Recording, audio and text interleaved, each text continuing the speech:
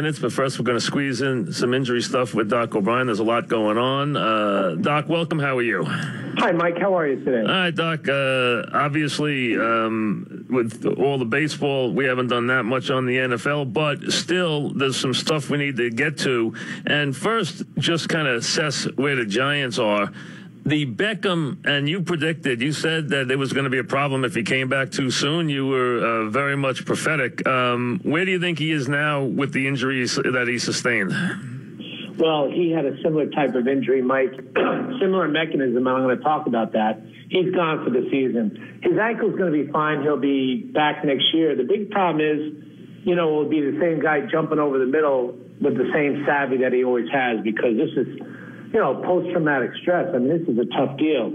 What I wanted to talk about is both of his injuries, both the same mechanism, were while he was a defenseless receiver, meaning he is up in the air and he is defenseless. Now, they put in rules, Mike, to protect against spearing with the head and helmet with a defenseless receiver. The question becomes, should they allow the receiver to land? I do think they should, because him and Marshall were both, they were in the air and they had contact, and that probably facilitated the injury. Now, sometimes you say, well, look, it's not going to be the same game if you over-legislate it. It's a contact sport. Right.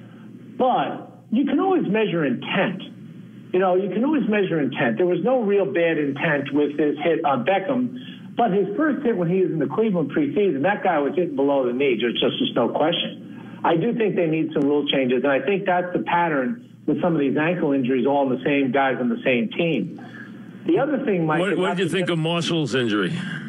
Well, Marshall got pushed. He was airborne. He landed awkwardly, but he was pushed in the air, which, again, question, should it be a defenseless receiver? I don't know. It's questionable. I don't think there was any intent, so I wouldn't have called anything.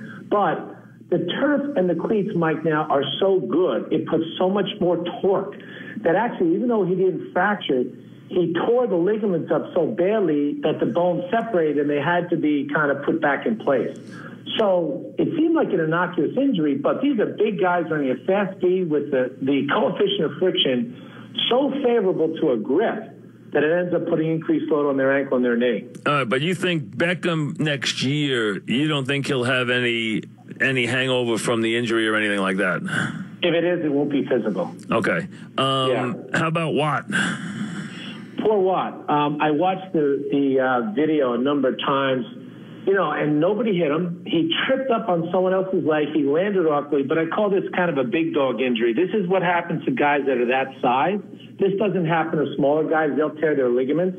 He fractured his tibia, which is almost unheard of in a way, except guys that are that big create enough force that they can actually, if they land awkwardly, fracture their knee. He's going to be back coming. The question is, did the fracture enter the joint? If it did, Mike, about 30% of patients are going to get arthritis, okay?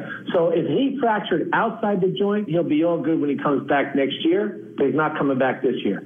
The quarterbacks, they got the guys who are been in and out or iffy. First of all, everyone's been waiting for luck. No one's seen hide nor hair. You said it would be a long time. They're not even close to, at least from what we hear, close to putting him back to being. Now, they've talked about him appearing at practice, throwing a little bit, but he's not close to playing in a game. Where do you think he is right now, at least from what you can ascertain? Okay, so no one on this planet that knows anything about medicine or shoulders are going to say this is a routine case. So something's wrong. The question is what? What are the possibilities? Number one, wrong diagnosis. I doubt it, but he had a labrum tear, and only 25% of the time is the labrum source of the pain. The other time it's the biceps. So we've talked about this. The question is his biceps involved? Because if it is, 20% of patients are going to need a second operation. Number two, if he's got scar tissue, which can happen, it's called a host reaction. If I operate on you and 3 other people, there's going to be differing amounts of scar. And sometimes you get really unlucky and a lot of scar forms, and it may not loosen up to the 9th month. If that's the case, we're at 9, 10 months now, so maybe he's, loosening up. But I don't know, Mike. I don't feel good about it. They didn't put him on injury reserve PUP, so that means they weren't expecting this either. No, I think they didn't expect it at all, and he seems to be slow to return, and, who knows what's going on there. Now, Bradford tried to come back, and again, he couldn't play with the pain. So, you mentioned again that was going to be a tricky injury. It clearly has been for Bradford. Mike, this is wishful thinking. He had significant bruising in the bone. They were touting the fact, this is a ligamentous injury or no new injuries, but he had a big, bad bone bruise. So as we talked about before, if you had a big bruise on your heel, you can't run on it. They shouldn't have brought him back to play. They're paying the price for it now. You got to remember, he got hurt in week 1. You really need to wait till the bruise is entirely gone by MRI before you send him back, and I think that's what's going on. His efficiency, his completion percentage were way down last week, and I think he's going to be on the shelf possibly for the rest of the season. Can you tell bruising can you tell on the MRIs bruising on the bone? Can you see that? Absolutely. Oh, you can? Absolutely. Okay. In fact, there's a term called a subchondral fracture. It's a terrible term because patients think they have a real fracture.